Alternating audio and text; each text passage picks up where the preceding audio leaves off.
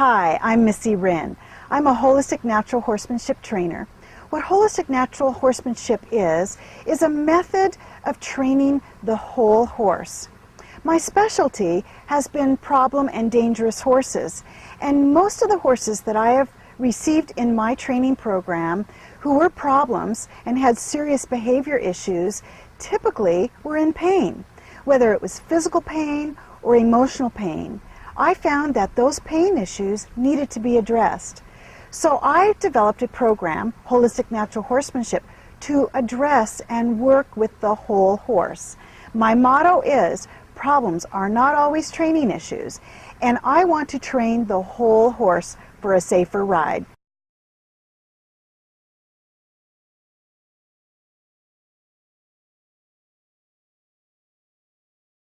Now I want to show you how to get your horse to flex on the vertical. I want that horse to drop his nose or drop her nose, because then I'm going to be setting her up to back up. I want her to learn to back up. But I want her to round her back, because you know, if you've got your head high, try backing up with your head up. It's really uncomfortable. Drop your head and back up. You'll notice it elongates your muscles. Well, that's what we want to do for her. We want to elongate her back muscles, which opens her up and eases her backing up. When you have a high head, you have a stressed horse. It's important to teach that horse to drop their head, especially in stressful situations. And here I've taught her on the ground to drop her head, get relaxed. So now I'm going to teach her under saddle. So what I'm going to do, let me turn her a little bit so you can see from the side as well. I need you to step over, shorten my rein a little bit. There, good girl. Good, so you get just a tiny bit of a side view. Let me turn her again. I think she kind of likes the camera. Yeah, okay, there, very nice. Good job. So what I'm going to do is I'm going to pick up my reins, I'm going to shorten a little bit, and she may start backing up. That's okay. I'm not asking her to back up, I'm asking her to drop that head. So I'm going to squeeze, and what I mean by squeeze is I'm going to squeeze my fingers together, which brings pressure. So I'm squeeze, and then I'll start pulling back. Don't pull out, pull back. Let me show you something. And you got your wrists like this. If you go like this, now where's my elbows? See how stiff my elbows are and they're up? I have no leverage doing that. You don't want to use your wrists so much as you want to squeeze your fingers together and pull back. Look how much leverage I have when I keep my elbows in and my wrists straight. That's a habit a lot of people get, is trying to do everything in the wrist, and don't do that. Your wrists aren't that strong. You have much more leverage this way. Okay, so I'm going to squeeze and I'm going to pull towards me, and oh, good girl! As soon as she gave a little bit of a nod, I released. I want her to drop that nose and get comfortable with what I'm asking, and I'm going to squeeze. Good girl! And a little more, and I'm going to ask, drop your head, and I'm going to say, drop your head, drop your head. Good, and drop your head, drop your head. Good girl! I'm going to love her up, appreciate her so she understands she's doing the right thing. And if she licks and chews, it's all the better.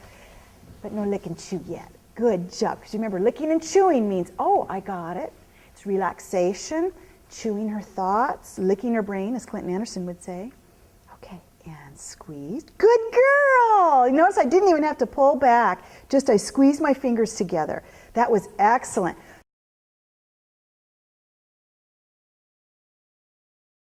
Now, I'm going to ask her to back up. And I'm going to do it the way I taught her on the ground at first, was the agitation, when I agitated under her chin to back up. You know, I did a little snaking. Well, this time I'm going to agitate with the reins while I'm asking with one foot. And I do 1 foot, 2 foot, 1 foot, 2 foot to back her up. But I start with an agitation along simultaneously with one leg. So I'm going to ask for this left shoulder. If she steps with her right shoulder, that's great. I'll switch my foot to the right. So eventually she'll get, oh, it's when she puts her foot on, I've got the right, correct shoulder. I'm moving the correct shoulder. It'll take her a little while to figure that out, but that's all right. I'm going to first start with the agitation of the rein. And where I want to go is I pick up my rein, she drops her head, and then I 1, 2, and I paddle her back. That comes in time. But this is how you can start it. And remember, be patient with your horse. Break it down into small steps. Okay, so I'm going to ask that head down. Good girl. Now I'm going to ask, and I'm going to say back up because she understands it too. Put my left foot on her. I'm going to go back, back, back, back, back. Agitate a little more. Good girl. Good girl. Good job. She did one foot. That's excellent. That's excellent. Good job. Now I'm going to try the right foot.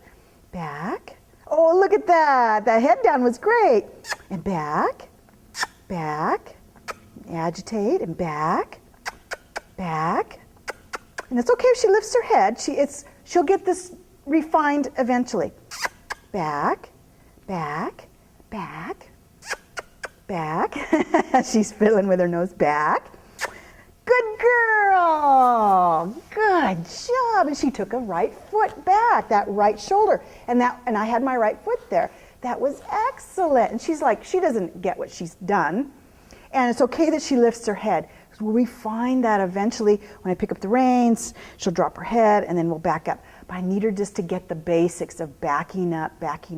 And eventually she'll do it with my feet. I want her to go forward. Forward now. We're going forward now. I want you to step up a little bit. I'm going to pull out my crop. When I say forward, I mean it. Thank you. Good girl. And ho. Excellent. Very good. And we're going to do some more backup. Just a little bit. Now the key too is not to drive this in the ground. I'm not looking for perfection today. Perfection will come. Remember, it's the journey. How you get there with your horse is what's going to determine whether that horse is going to be there when you're on the ground. That horse goes and runs off to be with the neighbors or comes back and helps you up off the ground. So the journey will determine what kind of relationship you have with your horse. Good girl. So just going to try it again. Now she's all anticipating, but I'd like you to drop your head first. Good job. Now back up. And I'm just squeezing back up, and then I'll start agitating. Agitating. Back up. Back up. I like where her head is. That's nice. Back up. Good girl. Good girl. And I like that she kept her head down. Wasn't that great? Of course, she didn't quite understand that, but that's all right. And head down. Good girl. And back up. Back up. Back up. Back up. Back up. Good girl. Instantly, I released my foot when she did it. And you notice I'm not agitating as hard, just a little bit. I start with a squeeze, and then I add a little more pressure, and eventually all I have to do is pick up those reins. We're going to try one more time each side. Head down. Now back up. Back up. Look at that. I didn't even have to agitate the rein. Isn't that awesome? And after a while, you can get a good rhythm going. Get your head down. I need your head down. Now, and there's a time of confusion where they think, oh, I'm supposed to back up. And I got my feet off. So she gets no cues there. Now I'll ask her to back up and back up, back up. Excellent. And I'll switch the foot and back up and get a rhythm going. Agitate a little bit. Back up, back up, back up. Good girl. And back up.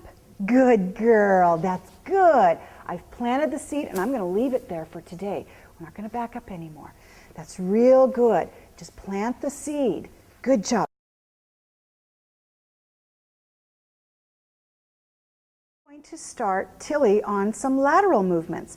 And lateral means crossing her front feet in front of one another and her back feet in front of one another.